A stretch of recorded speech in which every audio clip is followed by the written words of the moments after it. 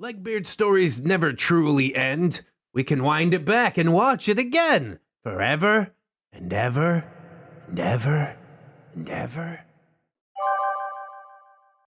Amanda goes to a wedding. I thought we were done with you, Amanda. What are you doing back here, Amanda? Last, we heard about Amanda's attempt to ruin her parents' anniversary. And if you missed that dumpster fire, link's always in the description for you. Thank you for joining me today, by the way.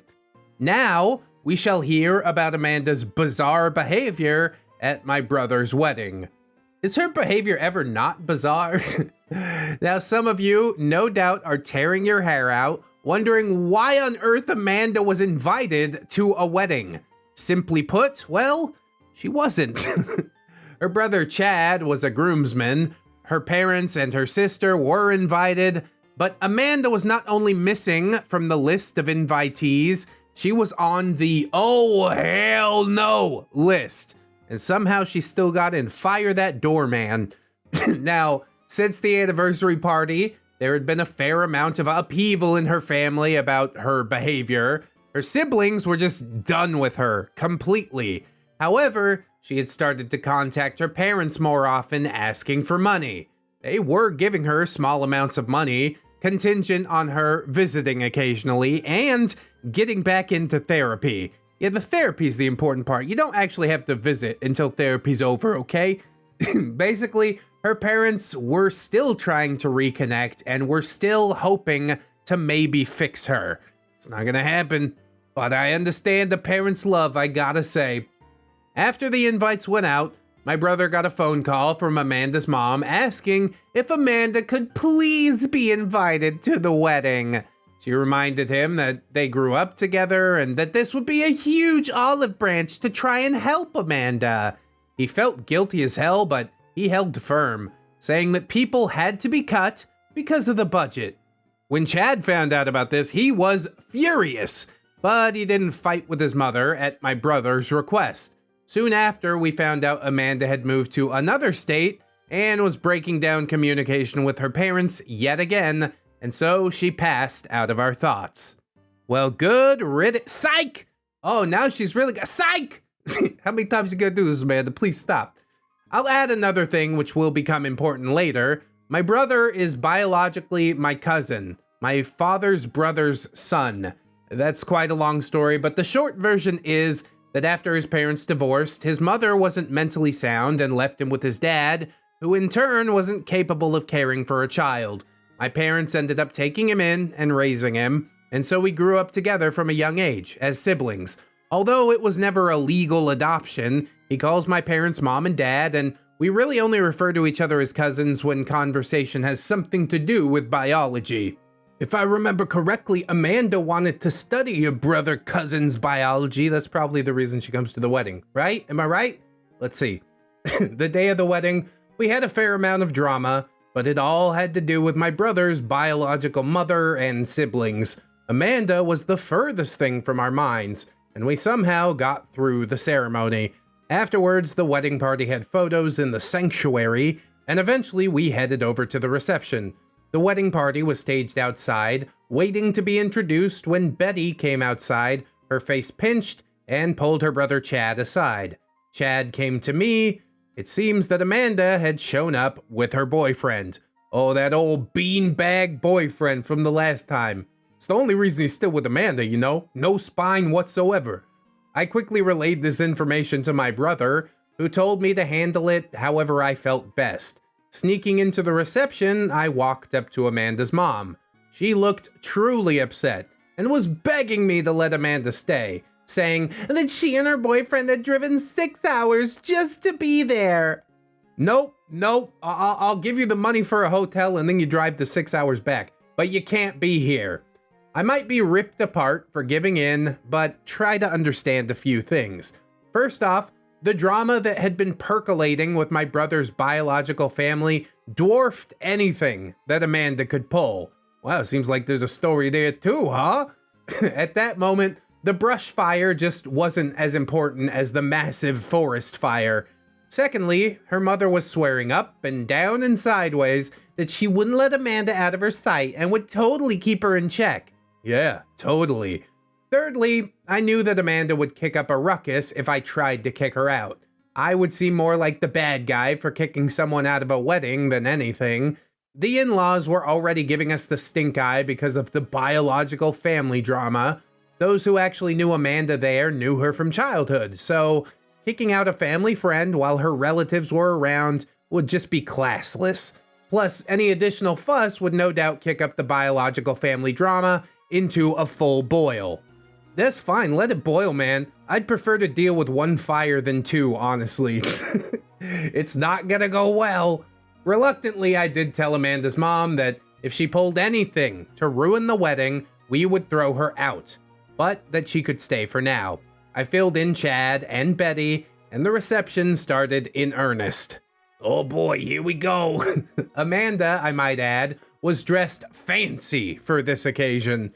Her hair was coated with something that made it look downright wet, it was so greasy. Her makeup was just coated on. She wore a blue dress with a full skirt that was covered in skulls, traditional wedding attire, I guess, and it was accented with bows. In order to make this extra dressy, she was covered in as much jewelry as she could feasibly wear. Among other things, there were plastic pony bead bracelets, like those raver girls wore back in the day, and cheap dangling chains with pendants. She clanged as she moved. How many years? Amanda's not learned a damn thing about subtlety. You showed up to this wedding dressed like a candy kid? What are you doing? Do me a favor, please. Get out of here. Boyfriend wore a dirty dress shirt, which he was positively bursting out of. With his big round glasses, he was peering around confused like an ugly, slow loris. I'm gonna try not to come at the boyfriend too hard, you know, because I haven't seen him actually do anything. Like anything at all. Like I'm not even sure that he's actually breathing right now. I was technically paying for the photographer, long story, and after we were settled and started eating, he approached me. Indicating Amanda, he asked if she was a member of the family. I said no. And he uncomfortably tells me that Amanda informed him that her boyfriend was going to propose during the reception. Of course. She said that the photographer was to stay near her in order to get some good shots of the proposal. Oh, hell no. First of all, I told the photographer that we didn't want a single picture of Amanda from this wedding. Period. After that, I flagged down Chad. I wasn't about to let Amanda try to detract attention away from the wedding couple. And frankly, I didn't want to bother my brother with any of this.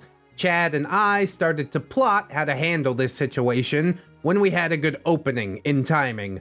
Amanda's mom was keeping to her like glue.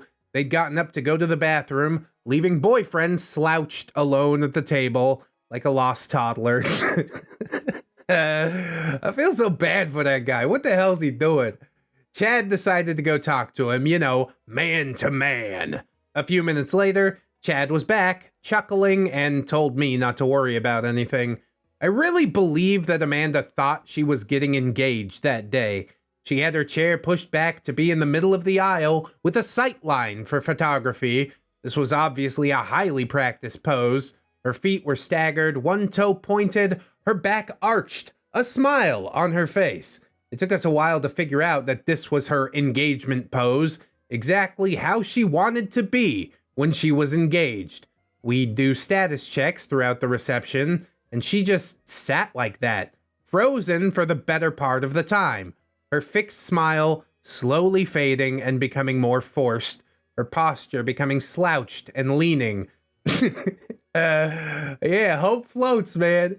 At one point, I got too near, and she flagged me down. She was getting engaged tonight. This was her engagement dress. I said, oh, and kept on my way. I'm loving this, dude. Did they talk about this at all, or she just presumes a whole lot about the boyfriend? I'm just glad Amanda wasn't there when they threw the bouquet and she smothered all the bridesmaids.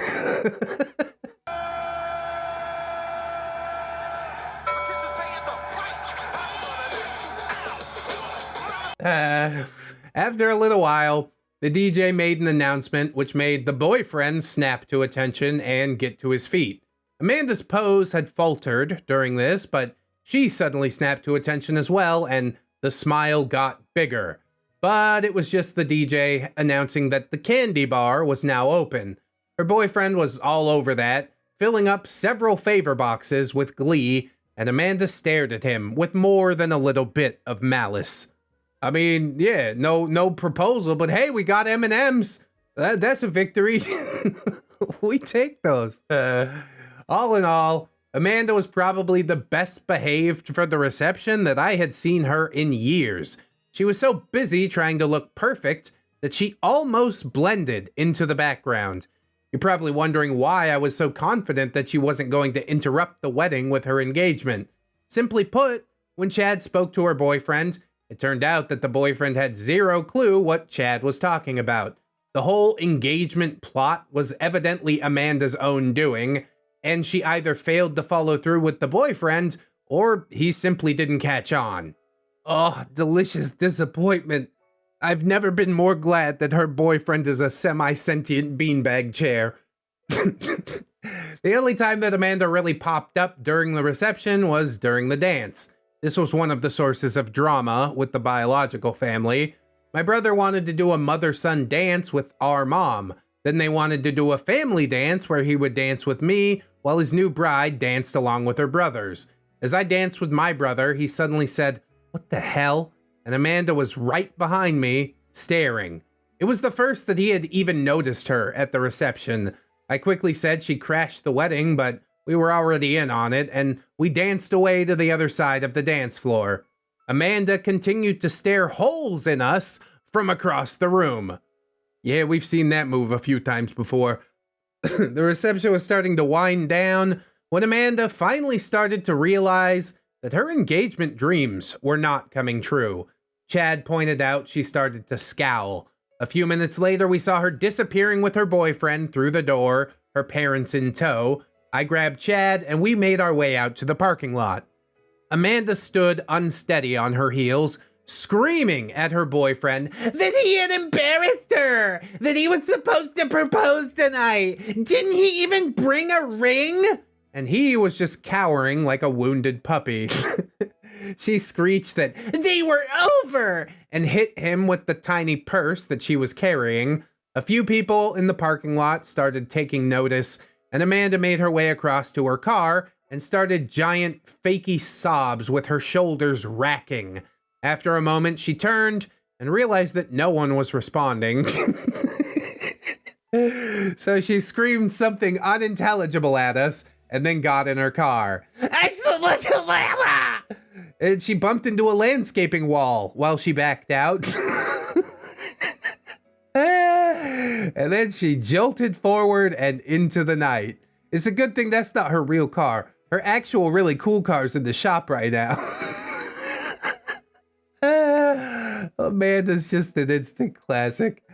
We all stood shocked for a moment, and then Chad basically helped boyfriend up, brushed him off, and took him inside for a drink. I heard later that he sat and drank a beer with tears rolling down his face, but he wouldn't really talk to anyone. He was last seen waiting outside on the front porch for a taxi. God, that poor little idiot. He's probably taking a taxi back to Amanda's house. 6-hour taxi ride? How much that gonna cost him? The rest of us went back to the reception and enjoyed it, Amanda free for the rest of the night. This was the last time that I actually saw Amanda. I'll wrap up with some of the disturbing messages that I got from her and an epilogue in the next post. So do her parents finally give up on her at some point? Does the boyfriend give up on her? Or does she just attract people that ceaselessly hold on and hope for her to get better, when in actuality, she's made no move to even try and get better? She is still the same pathetic person deep down that we saw in part 1. Over the course of decades, we've seen no character development. And yet, it is ambrosia. I wish this story would never end, but unfortunately there is only one more part. So let's get into it and see how it goes. Amanda, Aftermath, Epilogue, and End. For context on this, I need to go back. Way back. As I said before, my brother is biologically my cousin. Amanda's parents were already friends with my mom and dad when we took him in, so she was quite aware of our relationship, although a ton of people we went to school with never questioned the fact that we were siblings. And why would they, honestly? In high school, however, Amanda took to crushing on my brother, which was mentioned briefly. As I said, she didn't know the difference as a teen between crushes and stalking victims, and she was really creepy and weird about it, as she is with most everything. Literally, as soon as I heard about it, I cornered her, told her to knock it off or else. She stopped her normal antics, moved on to a new victim, but was known to make moon eyes at my brother occasionally afterwards. My brother, I should say, had an unfortunate haircut in high school, spiked with bleach blonde tips. He was also known to affect edgy t-shirts and whatnot. I mean, you're basically describing me to a T. Which was the style at the time. Basically, by the end of high school, he had outgrown all that, gotten a decent haircut, and learned to dress himself. We can't really be held accountable for decisions that we made at 16. Amen to that, OP. As I briefly mentioned back in college, I noticed a character in the sketches that Amanda would send to me. He shared my brother's fairly unique name, although she spelled it weird. Think George with a J instead of George with a G. He also was drawn with blonde, spiky hair. Frequently, he would appear with tiny hearts surrounding him. Very subtle. I warned my brother about it, knowing that it was no big deal, as he was well out of Amanda's daily clutches. We went through a few uncomfortable family get-togethers with Amanda sighing and gazing at my brother before she finally seemed to move on. But did she actually move on? You know what I said about Amanda and subtlety? Anyway, OP says, I won't lie. I was a bit worried that this might be a big deal when she crashed my brother's wedding, but as we saw, it seemingly didn't come up. So a month or so goes by, and I have a Facebook message from Amanda. No, we weren't friends. She said hi, and I said hi back. And the next splurge of messages came while I was away, so no response from me. First, she asks if I knew why my brother set his profile to private. Because of people like you, Amanda.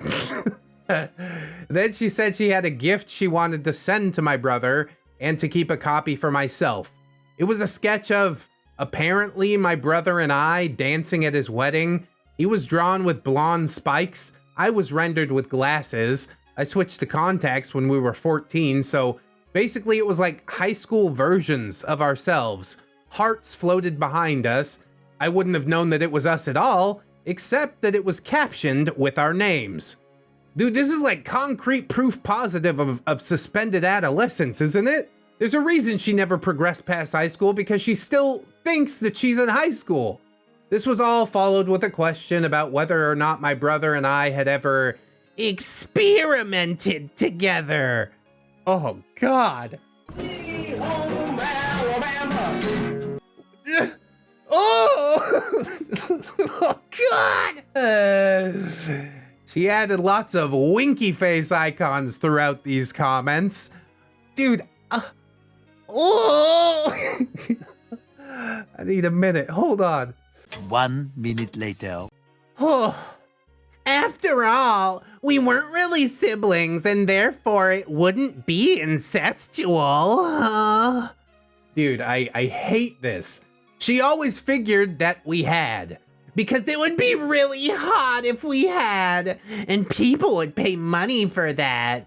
In fact, if I was interested, she had sketches she made that were more risque of my brother and I. You know, because apparently she had thought about it far too much. Oh my God, dude. What an entry to go out on. I thought we were past the worst of it. I don't even know what to say. I read all of this, my jaw on the floor, then terrified at what was about to come next, I told her that she was blocked to never, ever contact me or my family ever again for any reason. It later turned out that my brother had set his profile to private because she had sent him similar messages, and he had similarly shut her out. Dude, what? This is a lot to take in for a last post, isn't it? It's supposed to get like a nice pretty bow at the end and we all walk away and go, that was a good story, what a happily ever after, but Legbeards, man. Legbeards never change. Epilogue. Betty and Carl had long since given up on their sister. Amanda came home for one Christmas and they rebelled by spending the holiday with their respective significant others. Oof, dude. Amanda's mother attempted to keep talking to her, but Amanda was refusing to go to any therapy or do anything really to improve herself. Her parents having long since cut her off financially, she started calling up periphery relatives asking for cash. Basically, she managed to strangle the last bits of goodwill out of absolutely everyone. No surprise there, honestly. This is the way I thought things were gonna go. About a year after the wedding, their grandmother passed away. When Amanda's mother called her to inform her, apparently Amanda's response was so horrible, it was enough to make her mom give up on her for good. She immediately asked about the inheritance, didn't she? Just before we finish up this saga, we're sinking to lower and lower depths. I wonder what happened to Amanda now, dude. Like, these stories were posted 8 years ago. Do you think Amanda's just a bag lady out there somewhere? Be careful, fellas, if a bag lady starts making moony eyes at you. Anyways, all of this took a toll on her mother, who has looked just tired and haggard over the past few years. She was honestly a good mom, and giving up on one of her children was too much for her. She won't even talk about Amanda since she broke off contact. The first I saw her perk back up was with the birth of their first grandchild. Because of this, I have no idea what Amanda's been doing for quite a little while. Nor should it matter, OP. Let it go. Same trash, different day, for decades on end. OP says, I recently started my own business and was looking for help. I advertised on my town's Facebook page, and to my surprise, I got a resume from Amanda. Address listed as being out of state, but that she was looking for work to move back to the area. It listed her as freelance illustrator and graphic designer. Graphic design is my passion. All of her actual work experience was just short stints at minimum wage jobs. Nothing wrong with minimum wage, but there is an issue when you can't hold down a job for more than 6 weeks. The bullet points were all tiny pink hearts. I laughed, I told my brother, I laughed even more, and I deleted her resume. I mean, don't delete it, just put it on the bottom of the pile. That's what I do. In my mind, Amanda is either the 7-year-old with the water gun laughing as we played, tweens at the amusement park allowed away from our parents for the first time on a roller coaster, the pouting girl at fall formal, pouting in the stands with gunked on lip gloss, half naked at a frat party, or flipping out in the parking lot. What an unapologetic wreck of a human being. I applaud everybody who tried to stick by her and make her change, OP, her parents, but she just is who she is, as I said many parts ago, for better or for worse. I'm absolutely positive that life has not gone well for her unless she's made some changes, but yeah, I don't think that she's motivated to make any changes. She wants everybody in the world to adjust for her, and at a certain point she's gonna find out that's over. Here's a hard lesson. You're the one that needs to adjust. Maybe she did. Maybe she's doing great. But if I'm being really honest, she's probably not. Let's do a little bit of a song. I got one somewhere around here. What is this? Battle Hymn of the Republic, and it's copyright free. All right, let's do this then. My eyes have seen some shit that I'll be happy to convey. Tales of neckbeards and trolls and legbeards with their freak flags on display. There's a phase of crazy exes that still vexes me today. And things I can't unsee.